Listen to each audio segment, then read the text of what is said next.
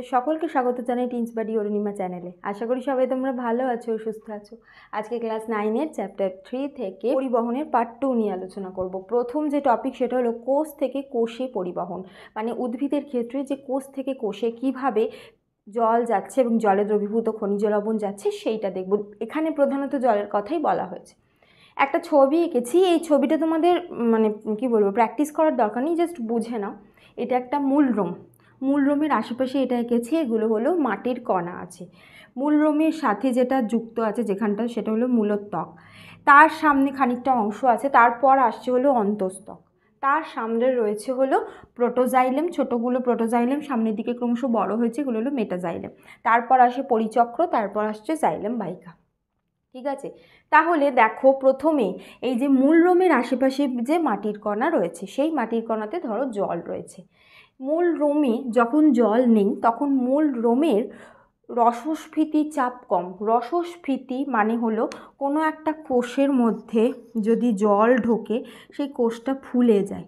এই যে কোষটা ফুলে গেল, এই যে তরলটা এই কোষের দেওয়ালে চাপ প্রদান করে। ঠিক আছে, এটা কি বলছে? রসস্ফীতি চাপ। এই যে রসস্ফীতি চাপ, এই চাপটা সাধারণ কোষের ক্ষেত্রে, মানে যে কোষে জল নেই সেই কোষের ক্ষেত্রে রসস্ফীতি চাপ কম থাকে, আর চোষণ চাপ বেশি থাকে। এবার নামটা থেকেই বোঝার চেষ্টা করো। চোষণ মানে হলো কোনো কিছু মানে চুষে নেওয়া বা টেনে নেওয়া, সেটার চাপ বেশি থাকে। মানে এই কোষটার রসস্ফীতি চাপ কম, কারণ এই কোষটার ভিতরে রস আছেই কম, তাই এই কোষ মানে পর্দার ওপরে যে চাপ দিচ্ছে সেটাও কম। আর চোষণ চাপ বেশি, কারণ জল শুষে নেওয়ার চাপটা এখানে বেশি। ঠিক আছে, তাহলে এইখানে যে ধরো মূলরোমটা রয়েছে, এই কোষে জল নেই, তাহলে এর রসস্ফীতি চাপ কম আছে, চোষণ চাপ বেশি আছে। মানে চোষণ চাপ মানে কোনো কিছু বাইরে থেকে জলটা টেনে নেওয়ার সম্ভাবনা বেশি আছে। যেহেতু মূলরোমের গায়ে একটা এরকম প্লাজমা পর্দা আবরণ থাকে, তাই তো, সেইটা অর্ধভেদ্য পর্দা হিসাবে কাজ করছে। তাহলে এইটাই হলো এখানে কি অর্ধভেদ্য পর্দা। আর বাইরে ধরো এই যে মাটির কণাগুলোতে জল আছে, তাহলে বাইরের কণা মাটির কণাগুলোতে জল বেশি, ভিতরের কণা মানে মূলরোমের ভিতরে জল কম, অর্ধভেদ্য পর্দা। তাহলে অভিস্রবণ অনুযায়ী কি হবে? বাইরেতে কি দ্রাবকের কণা বেশি রয়েছে, এই দ্রাবকের কণা বাইরে থেকে ভিতরে অর্ধভেদ্য পর্দা মানে ভেদ করে ভিতরে প্রবেশ করবে। ঠিক আছে, তার ফলে মূলরোমের ভিতরে জল ঢুকলো অন্ত অভিস্রবণ প্রক্রিয়ায়, মানে অভিস্রবণটা ভিতর দিকে হচ্ছে। তার মানে এবার দেখো মূলরোমের ভিতরে জল চলে এলো। এবার মূলরোমে যেই জল এসে যাবে, কোনো কিছুর মধ্যে যখন জল ঢুকবে, রসস্ফীতি চাপ কি হবে? তখন রসস্ফীতি চাপ বেড়ে যাবে, চোষণ চাপ কমে যাবে। কারণ যেই কোষটার ভিতরে জল ঢুকে গেল তখন ওই জলটা অনেকটাই দেওয়ালের ওপর চাপ দিচ্ছে, তাই রসস্ফীতি চাপ এখন কি হলো, এই মূলরোমটার বেড়ে গেল। চোষণ চাপ মানে জল শুষে নেওয়ার ক্ষমতা সেটা কমে গেল। ঠিক আছে, এখনকার অবস্থা জল অন্তঃঅভিস্রবণ প্রক্রিয়ায় প্রবেশের পরের কথা বলছি। এবার কি হলো, মূলরোম সংলগ্ন যে বহিস্তর, মূলরোমের আশেপাশে অঞ্চলের যে কোষ, সেই অংশে কি বেশি? রসস্ফীতি চাপ কম, চোষণ চাপ বেশি। আর এই কোষটায় কি রসস্ফীতি চাপ বেশি, চোষণ চাপ কম। তাহলে চোষণ চাপ যেদিকে বেশি, জল কোথায় যাবে? সেই দিকে চলে যাবে। তাহলে মূলরোম থেকেও জল এখান থেকে এইগুলোর মাধ্যমে অন্তস্তকে প্রবেশ করলো। ঠিক আছে, বহিস্তক দিয়ে, তাহলে জল এই বহিস্তক দিয়ে অন্তস্তকে প্রবেশ করলো। একইভাবে অন্তস্তকে যে জল প্রবেশ করে গেল, অন্তস্তকে কি হলো? চোষণ চাপ কমে গেল। এইখানে বা চোষণ চাপ কমে গেল, কিন্তু এই দিকে চোষণ চাপ বেশি, তখন আবার জল এই যে প্রোটোজাইলেম মেটাজাইলেমের মধ্যে দিয়ে এগিয়ে গিয়ে পরিচক্রে যাবে। তোমাদেরকে এখানে কি কি জানার প্রয়োজন? মূলরোমের বহিস্তর, মূলরোমের অন্তস্তক, তারপর হলো এই প্রোটোজাইলেম ছোটো জাইলেমগুলো, তারপর সামনের দিকে যত এগোচ্ছে সেগুলো মেটাজাইলেম, তারপর পরিচক্র, তারপর সেখান থেকে জাইলেম বাহিকার মাধ্যমে জল ওপরে চলে যাচ্ছে। প্রসেসটাই হচ্ছে অভিস্রবণ প্রক্রিয়ায়, এবং দুটো চাপের ওপর নির্ভর করে, একটা হলো চোষণ চাপ আর একটা রসস্ফীতি চাপ। যে কোষটার ভিতরে রসস্ফীতি চাপ কম, শোষণ চাপ বেশি, জল সেদিকেই যাবে। শোষণ চাপ দিয়ে মনে রাখবে, শোষণ চাপ যত বেশি হবে মানে কি ওর শুষে নেওয়ার ক্ষমতা বেশি, তার মানে জল ওই দিকেই চলে যাবে। তাহলে এই দিক থেকে এই দিকে জল ক্রমশ আস্তে আস্তে এরমভাবে পরিচক্র দিয়ে জাইলেম বাহিকা দিয়ে এরমভাবে ওপর দিকে উঠতে থাকবে। ঠিক আছে, তাহলে এখানে পুরোটাই হলো অভিস্রবণ প্রক্রিয়ায়, যেটা হলো অন্ত অভিস্রবণ। এবার আসি খনিজ পদার্থের পরিবহন। এর আগে যেটা আলোচনা করলাম ওটা প্রধানত জল। এবার যখন খনিজ লবণের ব্যাপার আসছে, খনিজ লবণও দুভাবেই পরিবাহিত হয়, একটা হলো নিষ্ক্রিয় শোষণ আর একটা হলো সক্রিয় শোষণ। নিষ্ক্রিয় আয়ন শোষণে কী হয়, শরীরের কোনো রকম শক্তি খরচ হয় না বা এটিপি খরচ হয় না। আর এই সক্রিয় আয়ন শোষণে কী হয় যে এক্ষেত্রে মানে শক্তি ব্যবহার করে নতিমাত্রার বিপরীতে নিয়ে যাওয়া হয়। নতিমাত্রার বিপরীতে মানে ধরো কোনো একটা আয়ন এখানে অলরেডি বেশি আছে, এখানে ধরো অলরেডি অনেক আছে, এখানে কম আছে, কিন্তু তাও তুমি এখান থেকে এখানেই নিয়ে আসছো এবং সেটা নিয়ে আসছো বেশ কিছু শক্তি ব্যবহার করে, সেটাকে সক্রিয় আয়ন শোষণ বলছে। ঠিক আছে, তাহলে নিষ্ক্রিয় আয়ন শোষণ কাকে বলে? যে পদ্ধতিতে জলে দ্রবীভূত মাটির খনিজ লবণ অধিক ঘনত্বযুক্ত স্থান থেকে শক্তির ব্যবহার ছাড়াই, যেটা বললাম কোনো রকম এটিপি ব্যবহার হয় না, শক্তি ব্যবহার হয় না, কম ঘনত্বযুক্ত স্থানে প্রবেশ করে, তাকে সেই প্রক্রিয়াটাকে নিষ্ক্রিয় আয়ন শোষণ বলছে। আর সক্রিয় আয়ন শোষণ কাকে বলছে? যে প্রক্রিয়ায় শ্বসনজাত শক্তিকে ব্যবহার করছে ঘনত্বের নতিমাত্রার বিপরীতে, মানে বেশি থেকে কমে নয়, বলতে গেলে কম থেকে বেশিতে। ঘনত্বের নতিমাত্রা বলতে সবসময় আমরা বেশি থেকে কমে বুঝি, সেটার বিপরীতে নিয়ে যাওয়া হচ্ছে। তার ফলে কি হচ্ছে, খনিজ মৌলগুলি উদ্ভিদ কোষে শোষিত হচ্ছে, সেটাকে বলছে সক্রিয় আয়ন শোষণ। ঠিক আছে, তাহলে এক্ষেত্রে বেশি ঘনত্ব থেকে কম ঘনত্বে যাচ্ছে, কোনো শক্তি লাগছে না, এখানে কম ঘনত্ব থেকে বেশি ঘনত্বে যাচ্ছে। যদি এই জায়গাটা তোমাদের শক্ত লাগে, এই যে ঘনত্বে নতিমাত্রার বিপরীত, তাহলে তোমরা এটা সোজা লিখবে কম ঘনত্ব থেকে বেশিতে। ঠিক আছে, তাহলেই সেটাই ঘনত্বে নতিমাত্রার বিপরীত হয়ে যাচ্ছে। তাহলে এইভাবে দুটো পরিবাহিত হচ্ছে। এবার আসি উদ্ভিদ দেহে পরিবহন। এই যে উদ্ভিদ দেহে দুই রকম পরিবহন দেখা যায়, একটা ঊর্ধ্বমুখী পরিবহন আর একটা হলো নিম্নমুখী পরিবহন। ঊর্ধ্বমুখী পরিবহন মানে মাটি থেকে যেগুলো উদ্ভিদ শোষণ করে, জল এবং জলে দ্রবীভূত খনিজ লবণ, সেইটাকে ওপরে নিয়ে যাচ্ছে বা বলতে পারো পাতায় নিয়ে যাচ্ছে খাদ্য তৈরির উদ্দেশ্যে, সেইটা হলো ঊর্ধ্বমুখী পরিবহনের মধ্যে পড়ছে। আর নিম্নমুখী পরিবহনের মধ্যে পড়ছে হলো ধরো পাতায় খাদ্য তৈরি হয়ে গেছে, তারপর সেই খাদ্যটা যখন সমস্ত উদ্ভিদের শরীরে ছড়িয়ে দিতে হচ্ছে, তখন সেক্ষেত্রে নিম্নমুখী পরিবহনও দেখা যায়। ঠিক আছে, এই যে ঊর্ধ্বমুখী পরিবহনের ক্ষেত্রে একটা টার্ম তোমাদের জানতে হবে, সেটা হলো রস বা স্যাপ কাকে বলে। এই যে উদ্ভিদ মূলরোমের সাহায্যে যে জল এবং জলে দ্রবীভূত খনিজ লবণ শোষণ করে, এইটাকেই স্যাপ বলে। আচ্ছা, এখানে বলে রাখি উদ্ভিদ কিন্তু প্রচুর বেশি পরিমাণ জল শোষণ করতে হয় তাদের যে মানে যথাযথ পরিমাণ খনিজ লবণ শোষণের জন্য, কারণ মাটির মধ্যে যে জল থাকে এবং জলে দ্রবীভূত যে খনিজ লবণ থাকে তাতে খনিজ লবণের ভাগটা অনেকটা কম, তাই অনেকটা জল শোষণ করলে তবেই ওরা খানিকটা খনিজ লবণ পেতে পারে। তাহলে এই যে রস বা স্যাপ কাকে বলছে? মাটি থেকে যে জল শোষণ হচ্ছে এবং সেই জলের মধ্যে যে খনিজ লবণও শোষিত থাকছে, সেটাকেই রস বা স্যাপ বলছে। এবার আসি হলো রসের উৎস্রোত। নামটা থেকেই বুঝতে পারছো, রস মানে যেটা স্যাপ সেটা উৎস্রোত মানে ওপর দিকে যাবে। এই যে রসের উৎস্রোত কাকে বলে?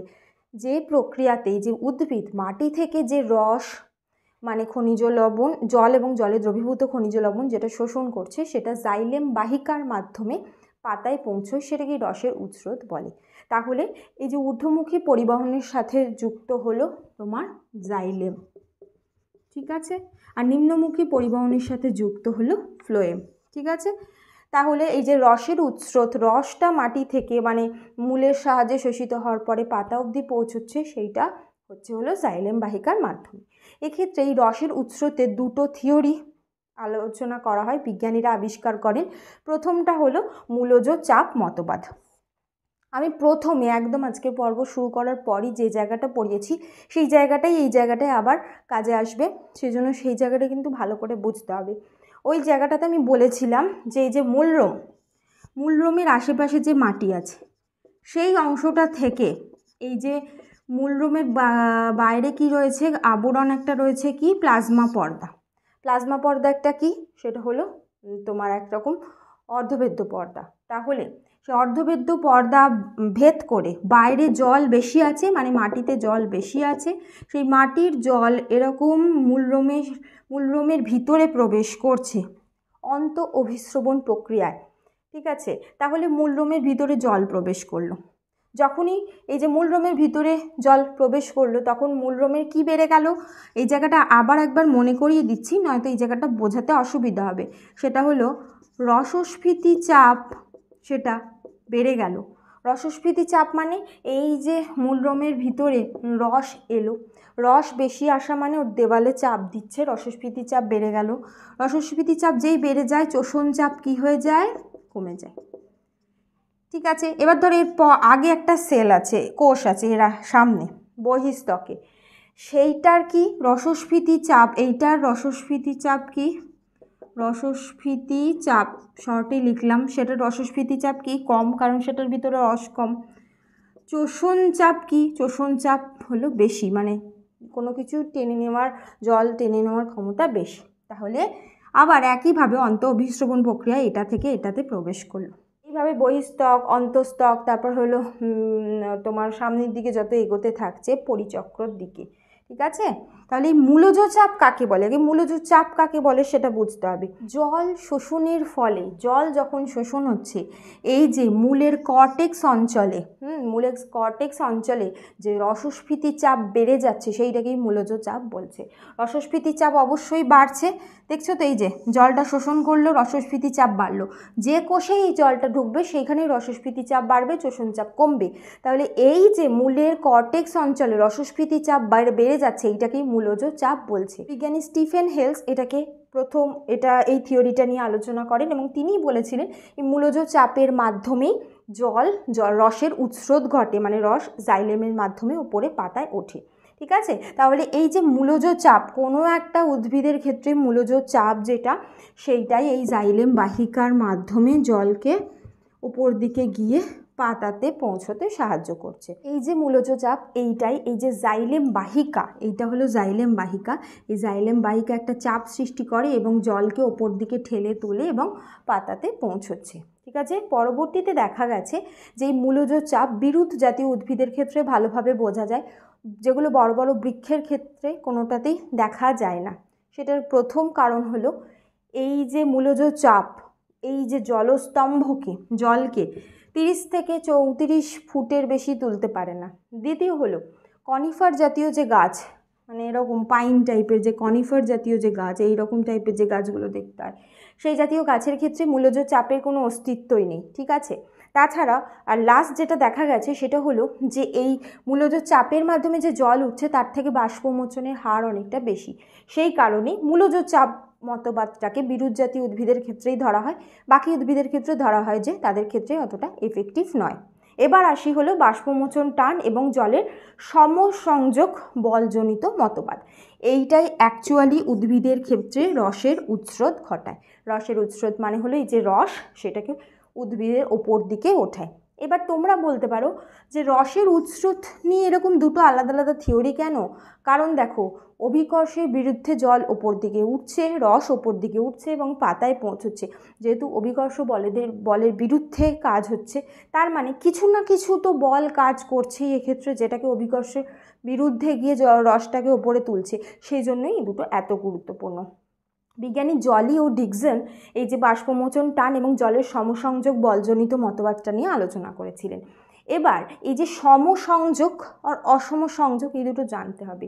সমসংযোগ মানে হলো একই প্রকার জাতীয় কোনো জিনিসের মধ্যে যখন আকর্ষণ, সেটা সমসংযোগ বলে। যেমন একটা জলকণা আর একটা জলকণাকে আকর্ষণ করে এরকম। আর অসম সংযোগ হলো ধরো কোনো অসম প্রকৃতির দুটো জিনিস তাদের মধ্যে যখন আকর্ষণ কাজ করছে সেক্ষেত্রে।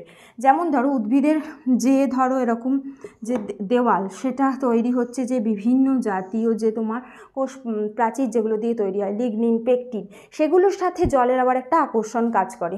এই দুটো বল এখানে কাজ করছে। তাহলে এই যে বাষ্পমোচন টান এবং জলের সমসংযোগ বলজনিত মতবাদটা কাকে বলছে? যে মতবাদে বাষ্পমোচনের ফলে, বাষ্পমোচন হয় তো উদ্ভিদের ক্ষেত্রে অতিরিক্ত জলটা বেরিয়ে যায়, তার ফলে পাতার মেসোফিল কলাতে একটা ঘাটতি হচ্ছে, জলের ঘাটতি হচ্ছে।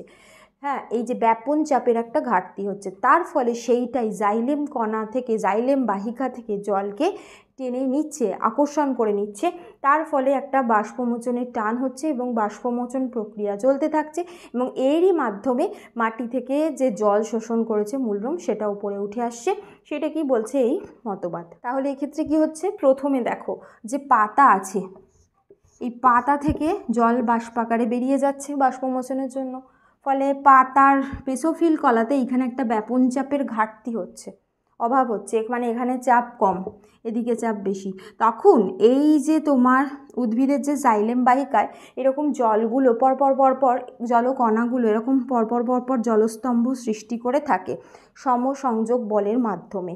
এবার এখানে ব্যাপন চাপের ঘাটতি আছে কিন্তু এখানে নেই, এখান থেকেও জল একটা টেনে নিচ্ছে, তার ফলে জাইলেম বাহিকা থেকেও জল কি করছে, টেনে নিচ্ছে। ঠিক আছে, এখানে আরও একটা প্রশ্ন উঠে আসে, এই যে জলকণাগুলো একটার সাথে একটা যেরমভাবে মানে আটকে আছে এবং একটা স্তম্ভ সৃষ্টি করেছে, এটা কিভাবে, যেটা বললাম অসমসংযোগ বল এখানে কাজ করছে।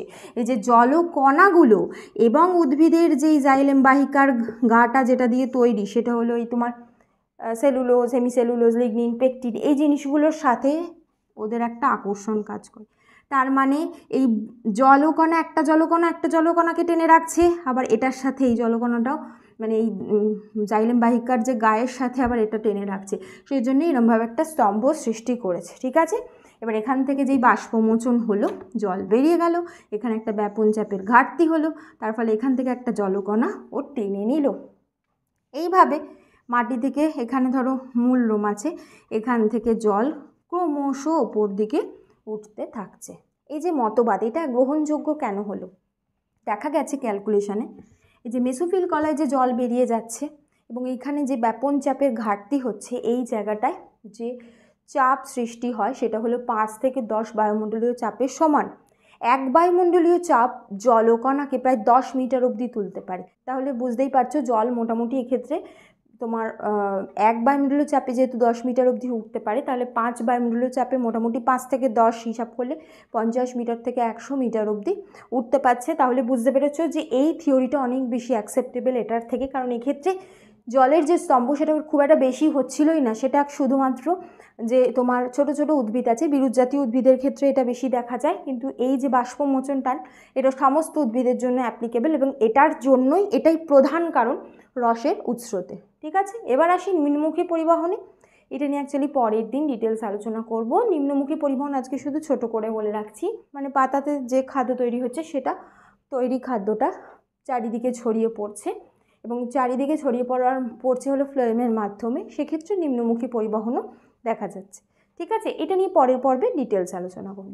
আশা করি তোমরা বুঝতে পেরেছো এই যে বাষ্পমোচন টান এবং জলের সমসংযোগ ঘটিত বলজনিত যে মতবাদ, এটা খুব ভালো করে পড়বে, বিজ্ঞানীর নাম পড়বে, সমসংযোগ বল কাকে বলে, অসমসংযোগ বল কাকে বলে, এখানে কোন 3টে বল কাজ করছে, এগুলো সমস্ত ভালো করে ডিটেলস পড়তে হবে। এইখানটা থেকে খুব বেশি করে প্রশ্ন আসে। ঠিক আছে, আশা করি তোমরা বুঝতে পেরেছো। আজ এই পর্যন্তই, কোনো প্রশ্ন থাকলে কমেন্ট করো, আর তোমরা এই ভিডিওটাকে লাইক করো, বেশি বেশি করে শেয়ার করে দিও, আর সাবস্ক্রাইব। Thank you.